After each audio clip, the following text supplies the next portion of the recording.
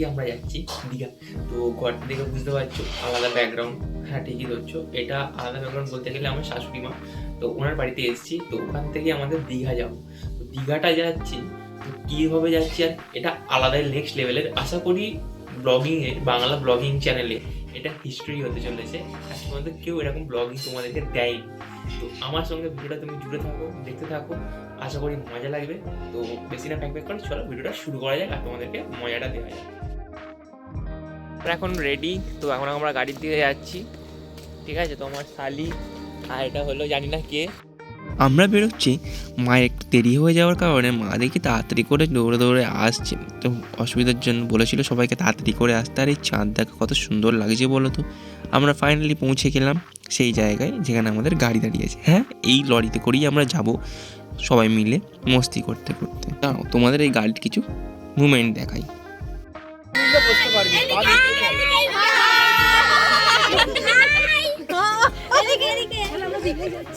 আমরা দীঘায় যাচ্ছি।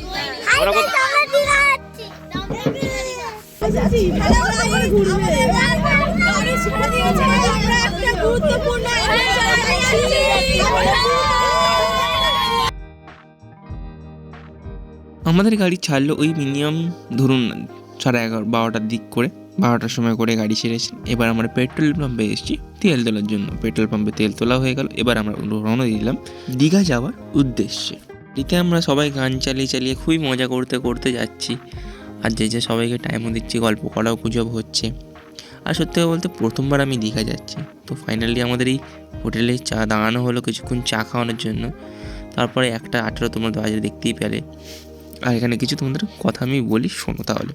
ফটো তুলছে এগুলো এখন দেখতেই পাচ্ছ। তো এখন সবাই এখানে গাড়িতে সব রেস্ট করছে এই হোটেলে। তো এখন সব চা খাওয়া হচ্ছে এখন। हेलो गाइस, हाँ, ये हमारा दीदी है। पता नहीं कैमरे के पीछे कौन है। मेरे कैमरे पीछे हम हूँ। और हम लोग दीघा जा रहे हैं। ये हमारा तैयार है। আমরা দেখি ফটো তুলছি, তখন দেখি পেছন দিক দিয়ে রাইডারগুলো আসছে এই হোটেলে রেস্ট নেওয়ার জন্য।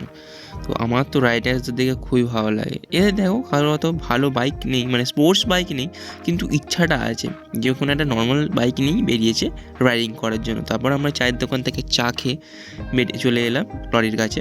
তো আমি শ্রাবণীও দেখি চা খাচ্ছে, চায়ের চুমুক দিয়ে তারপরে উঠে পড়লাম আমরা গাড়িতে। আমাদের গাড়ি আবার সেই রওনা দিয়ে দিল দীঘার উদ্দেশ্যে।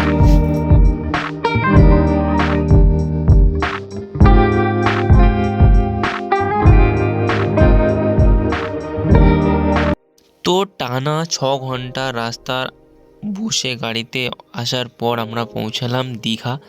দীঘাতে এসে গাড়ি কিছুক্ষণ অপেক্ষা করলো, সব রুম ফুম বুক করা হলো।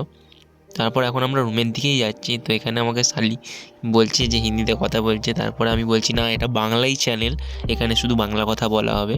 শালি বড্ড হিন্দি বলতে শিখে গেছে, এটা বাঙালি চ্যানেল, বাঙালিদের চ্যানেল। তো বন্ধুরা এই দেখো, এটাই আমাদের রুম। আর এটাই আমরা সকালবেলা অনেক কষ্টে পেয়েছিলাম বলতে গেলে। আর এখন আমরা চলো ফ্রেশ হয়ে নিই। বড্ড ভালো লাগছে না, তোমার কি বলবো, রাত্রে ক্লান্তির চোটে। আর এই দাঁত মুখে ব্রাশ নিয়ে বেরিয়ে পড়েছি, একটুখানি ঘুরে ফিরে দেখছি। সত্যি আরে বন্ধু বলতে গেলে এই দীঘাতে আসা আমার এই প্রথম, কারণ আমি কোথাও যাইনি ঘুরতে ঠিকঠাক করে। তো এখন আমরা রেডি হয়ে গেছি, এখন আমরা যাচ্ছি ফটোশ্যুট করার জন্য। আর এখানে দেখো কত সবাই এসছে পিকনিক করার জন্য। আমরা গেছিলাম 31 ডিসেম্বর, তো সেখান থেকে সব পিকনিক করতে আসবে, তো 1 তারিখ পড়ে যাবে, সেই জন্যই আমরা এসেছিলাম আরও ভালো সময় কাটানোর জন্য। তো দেখো কত সুন্দর লাগছে খালি। আজ পর্যন্ত সমুদ্র বা দীঘা বলতে পারো আমি ফোনেতেই দেখেছিলাম, যে ভিডিও ছবি বা বন্ধুরা গেছিল, বন্ধুরা ছবি দেখেছিল, আমি যেতে পারিনি।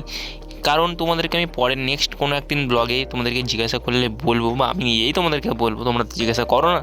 তো ফাইনালি আমরা নিচে চলে এলাম এখন সবাই মিলে। তো এই জায়গাটা আমি দেখছিলাম, খুবই সুন্দর লাগছিলো জায়গাটা, সুন্দর ভিউটা তোমাদেরকে দেখাচ্ছি, দেখো। আশা করি কেমন লাগলো কমেন্টে অবশ্যই জানিও। আর ভিডিওটা ভালো লাগলে, চ্যানেলে নতুন হয়ে থাকলে সাবস্ক্রাইব করে দিও, আর লাইক করতে অন্তত ভুলো না। আজকের লাইক এম রাখলাম 150টা, যদি কমপ্লিট করে দাও খুবই ভালো কথা।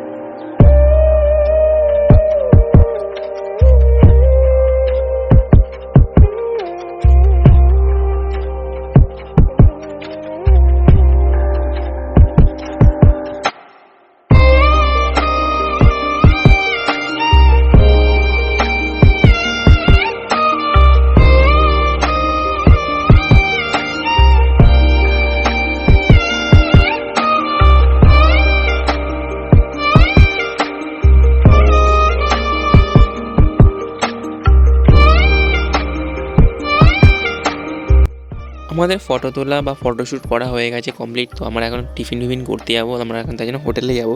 আর আশা করি তোমাদের ব্লগটা ভালো লাগলো। আর দীঘা সাইট সিন খুব শীঘ্রই আসছে, তো অপেক্ষা করতে হবে। চ্যানেলে নতুন হয়ে থাকলে সাবস্ক্রাইব অন্তত করে দিও।